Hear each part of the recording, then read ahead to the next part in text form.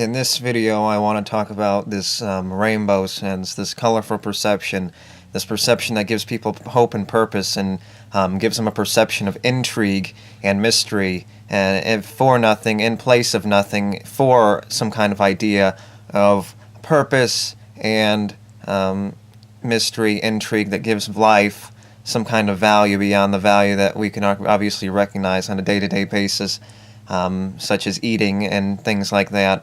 And I think that's why certain people can believe things like astrology and do all sorts of things like this. If it's not a complete denial of reality, it's something like this, where they're just accepting some kind of truth, but not necessarily recognizing the implication that has on the other facts that they know are true and their own belief system and understanding the reality that we're living in. And I think that's why, people can, it's this perception where there's this mystery and intrigue. You place a still image for perception based on an idea. So you look at a forest, you get this idea in your head that boils in your head, and you have this perception, this preconceived notion based on experience and previous perception, and you can consolidate it based on all these different experiences and perceptions, how your perception changes based on what you've seen. Say you're going into a movie theater, you come out, your perception changes, the lights very bright when you walk outside if it's a day, and then you notice all these different things. You sitting there, and all of a sudden your perception changes based off the movie you watched, and your perception of reality changes based on all sorts of things, to some extent more in certain people than others, but you get this idea. I think it's something that can be seen in everyone, where it sort of changes your outside perception of where you are, what you're doing, how this environment can be so easily been manipulated. The environment, this space that we live in, this can be reduced to space, and it can be manipulated in so many different ways based on our own perception. And it doesn't matter how the environment looks to begin with, because it has this, it's more controlled by this, this perception. It's controlled more by perception and less by certain characteristics in the environment, and how it changes, and how your perception can change, and how this perception can give you some kind of magical sense, some kind of colorful sense of a constantly changing reality, and things like that. Sort of like the thing I mentioned earlier, but I didn't finish, about the forest, and you have these preconceived notions. You put an image, two and two together. You put an image and this and that, and all these different things together to get this this preconceived notion. You apply it to this previous experience and fantasy and fiction and things like that. All these things, and you apply it to it, and it creates some kind of mystery and intrigue to the experience that you're seeing. And it changes your perception. Your perception, like one change of perception, can change how you entirely view something. And it's usually a spatial perception of understanding the environment and how the environment changes and all sorts of things like this. And how this perception can make you feel like you're constantly chasing something, that you're constantly going for something, something's constantly moving forward, you're constantly moving towards something, something's always ahead of you, there's always something there to have, but you're not chasing it. It's like you're not chasing it, it's ignoring the idea of the chase, and always accepting something that's happening, almost like living in the moment, and feeling like there's something ahead, but you're not chasing it. And it's just this intrigue beyond the darkness of the forest that you're looking at, and feeling like there's something beyond that, and there's not much beyond that. So we're experiencing this perception. It creates a misconstruction of reality, because this reality, obviously it's based on our own subjective perceptions, but there is reality out there, and the reality that we're experiencing is based on our own little perceptions, but there is something out there, and the reaction that's happening between us and the environment still exists, regardless of our perception. That's our perception, and we need to recognize, the people that don't recognize, that our perception is different than reality.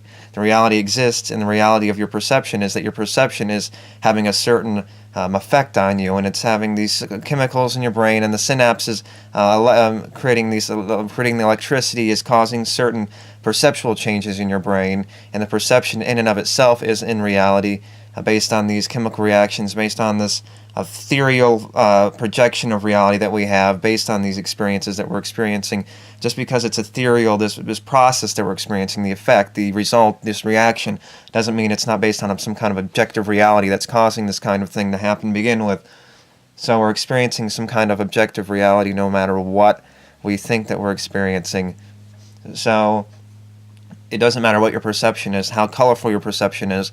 It doesn't change the reality that we're living in. It doesn't change your rainbow sense of reality. It doesn't change the way that reality specifically in specific works. It's working a specific way no matter what.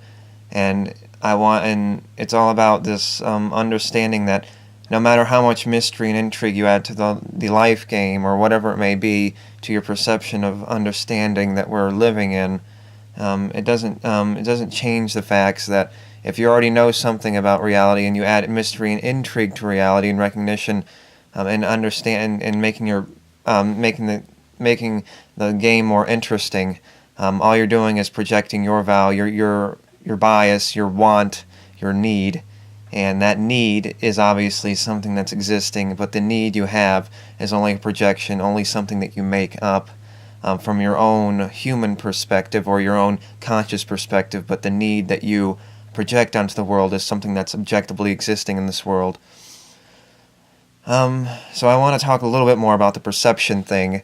So this perception, how perception can change things just out of nowhere, and how this perception can change a very small difference in perception can obviously, some examples like a difference in perception can draw a certain inspiration or something like that from out of nowhere based on a small change in perception, or you're adding all these different elements to your perception, creating this sort of magical understanding, this magical intrigue and mystery and things like that to this reality, sort of like a scene you can imagine in your head, a situation, a dream, and applying that when you wake up. The dream seems so real. And obviously in the dream it seemed real, but now it doesn't make sense, and you often forget many of the details of your dream, if not completely. Because it made sense, now it doesn't make sense. You can remember, but only in the context of being asleep, experiencing the dream. But now that you're awake, you can't really remember the context of the dream that you were living in, and all sorts of things like that.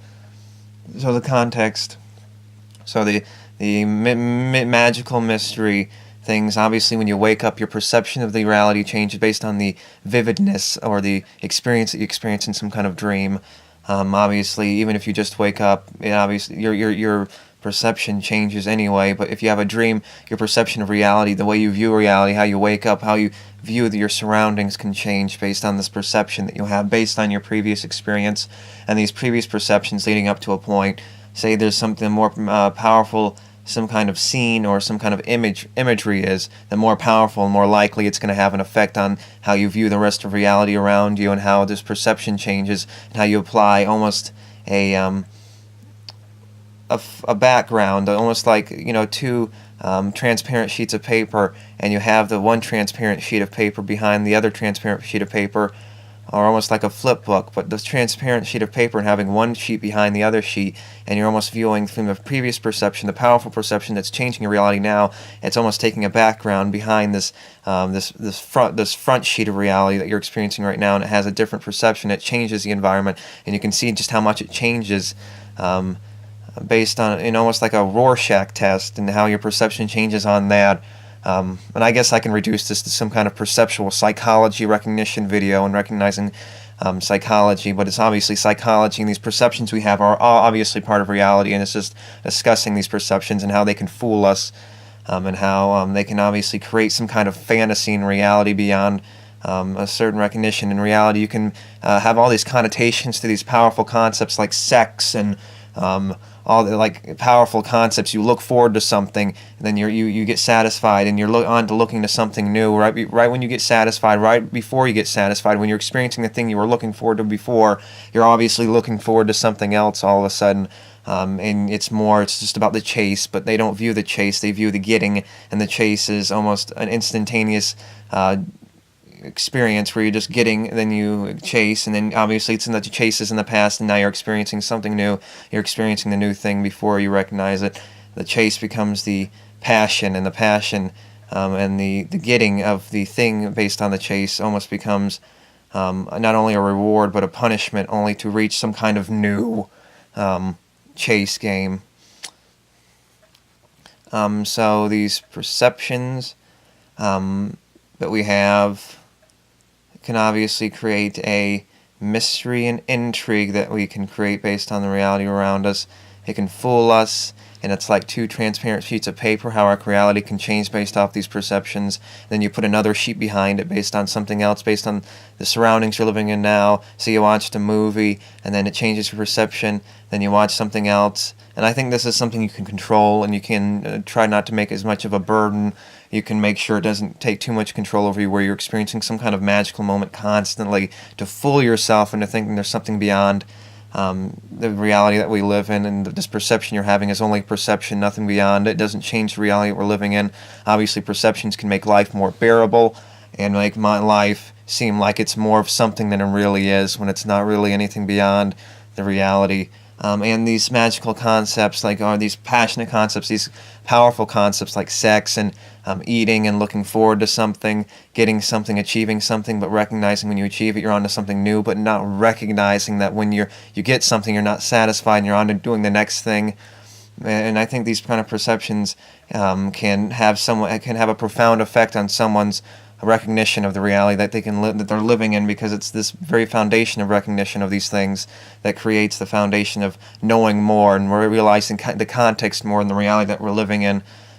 So these powerful concepts, these powerful ideas, these powerful things like sex and things like that, you can have all these connotations, all these magical experiences, applying different understandings, different perceptions to this experience, when all you're doing is the same thing. You're satisfying and gratifying a need over and over again, these redundant needs that we have. We're satisfying only to be unsatisfied, to be satisfied again.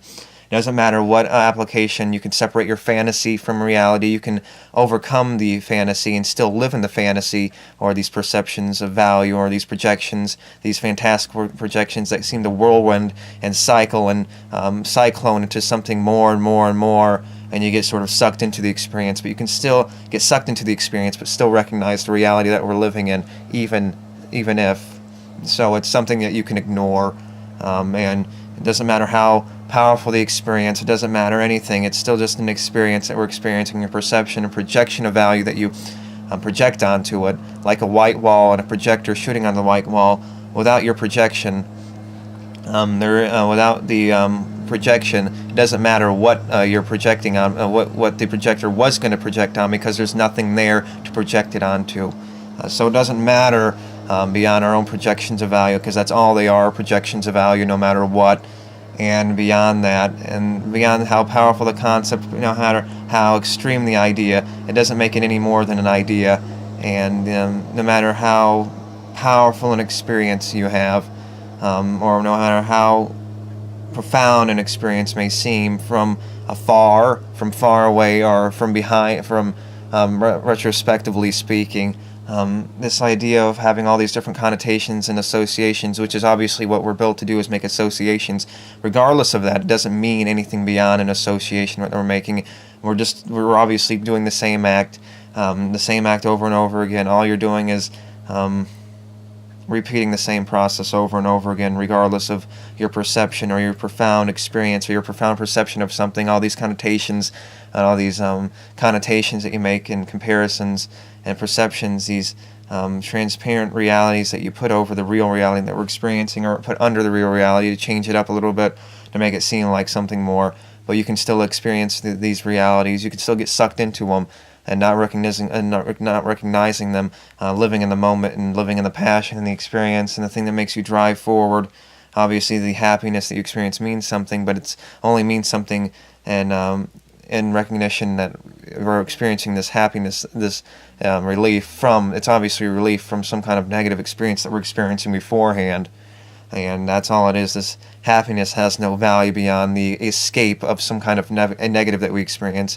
It only means something in the comfort, and doesn't mean something in attaining something, not attaining something that you didn't, not attaining something that you wanted, but escaping something that you didn't want. And that the context and looking at it that way helps you recognize that it doesn't matter that you always get what you want, or it doesn't matter that you always get what you want, but it's always about escaping something else, and recognition and appreciating the suffering and experiencing of the pain that we're paying the price for in this existence. So I think I changed the subject more than I thought reasonable in this video, but I think I'll live with it. So our perceptions, doesn't matter how vivid or profound they are, it's still the reality we're living in.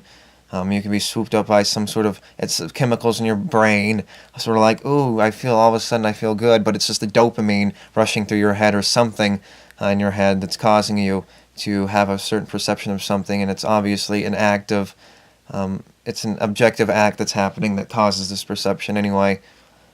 So regardless of that, I think I made my point good enough. Hopefully I didn't lose the point too much, but our perceptions mean, and these mysterious and intrigue and these perceptions, this happiness that we have it's a state of mind. It's nothing more. It's this state of mind that we apply to a certain situation based on these different reactions, causing different perceptions, different transparencies and understandings of certain situations by looking at these simplistic, such as looking at a still image to give an example, and making all sorts of connotations and perceptions based on that, leading one thing to another, doing nothing more than creating another perception based on this state of mind that we apply to the reality that we're living in. Or a state of mind based on a logical process of thinking, creating these things called feelings, and then projecting that onto the world that we're living in, making it seem like it's more than something than it is. It's a cycle that's a perpetuation, that's a self-perpetuating cycle, a positive feedback loop of experience and perception and things like that. So thank you, and I think I made my point clear enough. So until next time, and bye.